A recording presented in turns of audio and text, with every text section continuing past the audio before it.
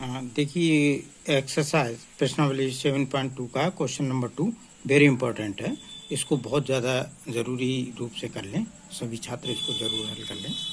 देखिए किस तरीके से देखो दिया हुआ है कि बिंदुओं 4, -1 और -2, -3 को जोड़ने वाले रेखाखंड को समत्रिभाजित करने वाले बिंदुओं के निर्देशांक ज्ञात कीजिए। देखिए क्या करना है, समत्रिभाजित का मतलब है 3 भागों में बराबर बराबर बटा होना चाहिए। तो उसके पॉइंट के निर्देशांक क्या होंगे, मान लेंगे थोड़ी देर के लिए कि इसके निर्देशांक जो है P यानी x1 y1 होंगे और Q के x2, y2 होंगे, ये मान लें। और ये पूरा रेखाखंड देखिए A और B ये दिखाया गया है। तो 4, -1 लिख लिया हमने और B का देखो -2, -3 ये लिख लिया। अब क्या करेंगे, ये वाला इस पहले पॉइंट P के लिए एक बात करें, केवल P के लिए। तो P के लिए बात करेंगे तो एक भाग ये कहलाएगा, ये हिस्सा एक भाग कहलाएगा। और ये देखिए 2 भाग दिखाई दे रहे हैं, तो हम इसको 2 पार्ट में ऐसे करके कर लें, यहाँ से यहाँ तक 2 पार्ट में। देखिए समझ में आ रहा होगा, ये एक भाग हो गया, ये 2 भाग, यानी 1:2 में P कट हो रहा है। तो देखिए इसके P के x1 y1 के बड़े आसान तरीके से निकाले जा सकते हैं, क्योंकि विभाजन सूत्र सीख ही चुके हैं। देखिए एक के लिए करेंगे तो कि इसका यानी इसे और इसे लेना है आपको, तो 1 गुणा -2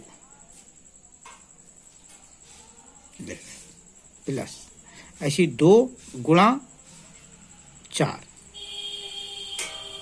पहले के ले रहे हैं, और वटे इन दोनों को जोड़ दीजिए, 1 और 2 3। तो इसके x1 के निकल आएंगे। देखिए -2 प्लस 2 चौक 8 बटे 3, इनको सॉल्व करें। 8 में 2 गए देखो 6 बटे 3, 3 एकम 3, 3 दूनी 6, यानी x1 आ गया आपका 2। इसी प्रकार अब आप y1 निकाल लेंगे। देखिए y1 भी पॉइंट निकल आएगा, यानी 1 गुणा -3 प्लस 2 गुणा -1 और बटे दोनों को जोड़ दीजिए, 1 और 2 3। बहुत आसान तरीके से -3 प्लस ये देखिए हो गया -2 और बटे 3। -3 और -2 को ऐड करें, जानते हैं -5 हुआ बटे 3। देखिए y1 आ गया। तो इस प्रकार जो P के निर्देशांक थे वो निकल के आ गए हैं। x1, y1 माने थे आपने, तो P के निर्देशांक हो गए यानी 2, -5 बटे 3। अब देखिए Q के कैसे निकालेंगे। देखिए अगला पेज लेते हैं।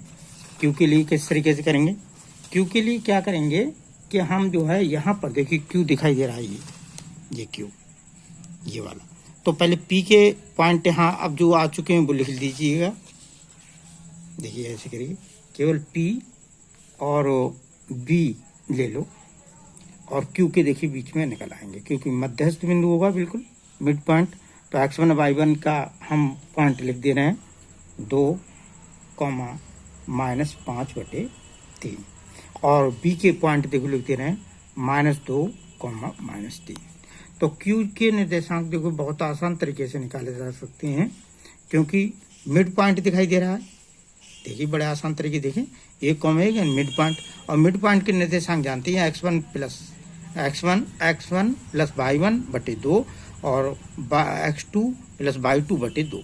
तो देखिए शुरू के जोड़िएगा तो इसके x2 के निर्देशांक निकल आएंगे। देखो 2 प्लस -2 बटे 2, तो x2 बराबर आ गया, इसमें ऐड करेंगे 0 बटे 2, यानी x2 आ गया 0। अब इसी प्रकार आप y2 निकाल सकते हैं। देखिए y2 कैसे मध्यस्थ निकालेंगे, -5 बटे 3 प्लस -3 बटे 2। देखिए सॉल्व करें, इसको बटा 2 ले लें, ये 3 आ गया। अब इनको हल करने का तरीका देखिए, -5 प्लस 3 3 9, ऐसे हल करें। देखिए -5 और -9 को ऐड करें, -14 हो गया बटे 3। भाग की जगह गुणा लगा दो, इसको पलट दो, व्युत्क्रम जानते ही हैं, 2 एकम 2 और 2 सत्ते 14, ये हो गया -7 बटे 3। तो y2 के निर्देशांक आ गए। इस प्रकार जो क्यू के निर्देशांक है बड़ा आसान तरीके से लिखे जा सकते हैं। कितने, x2 कॉमा बाई 2।